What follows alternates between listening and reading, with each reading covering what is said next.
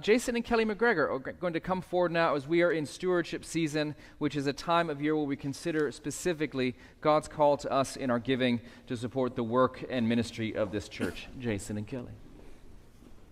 We are so excited to be here today to kick off the Stewardship Songs of Joy. This is just such a privilege to be here. I know Aaron specifically chose me to be here today because I'm an accounting professor and I'll be able to help you walk through all the numbers and make the right decisions. Because I thought it was just because you volunteered us to do this. Well, I accepted his invitation after I volunteered. So when you leave today, you're going to feel a primal urge to exit through the back like you normally do. We need you to take a turn and go to the Welcome Center because there's a information packet about the stewardship campaign for every person. It's going to tell you a lot about what's been happening in the church for the last year. It's going to share the budget for the coming year. It's also going to talk about what your giving was for the last few years, your pledges. The vestry is challenging everyone in the church to be a part of the expanding work of St. Albans in Waco and beyond. Well, this sounds really exciting. So I want to know how we're supposed to know how much to give.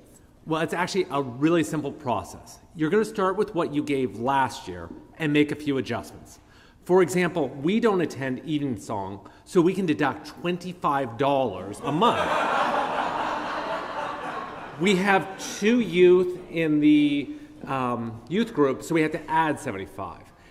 And the good news for everyone, Aaron's jokes have not been up to par this year, and his music references are getting clearly dated. The 1980s song to start the sermon today, we can all take $100 off our gift each month. So what you're telling me is that our giving or our gift should be a direct reflection of our personal satisfaction with church. Absolutely. Does this not feel a little like Michael Scott from The Office, where he's like, I love you this many dollars worth? Okay, there is another approach. It's a little harder. And so what you do is you go home, you pull TurboTax up. You figure out what your gross income was last year. You add in your anticipated raise, the benefits you receive. You multiply that by 10%, and that scientifically proves how much you owe God. You give that amount of money. Once you give that amount of money to the church, you're even Stevens with Jesus. You're covered. That is so very accounting of you. However, I don't think that makes us even Stevens with God. Well, we might have to round up because we did do some bad things last year to make sure we're covered. But I think it'll work. I still feel like this isn't quite right. I think maybe we should just talk to Aaron. Aaron does learn how much money we gave. So I think we need to pick a number that will impress him. Because I want him to, when he sees us at HEB, go, those are amazing church members at St. Albans. I'm glad they're part of my church. I think that's when Aaron will quote our fellow Canadian Shania Twain and be like, that don't impress me much. So what is your idea? How do we decide how much to give to the church?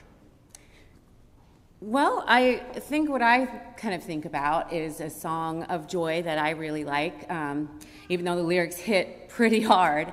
But there's a song by Keith and Kristen Getty called My Worth Is Not in What I Own.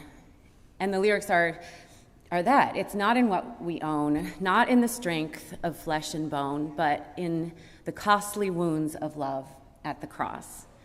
And they end that song with 2 wonders here that I confess. My worth and my unworthiness, my value fixed, my ransom paid at the cross. And so about that concept, the concept of being loved abundantly and unconditionally, out of that, we just get to give back. So after the service, when we go and we get our information packet and we're wondering, what will be our song of joy?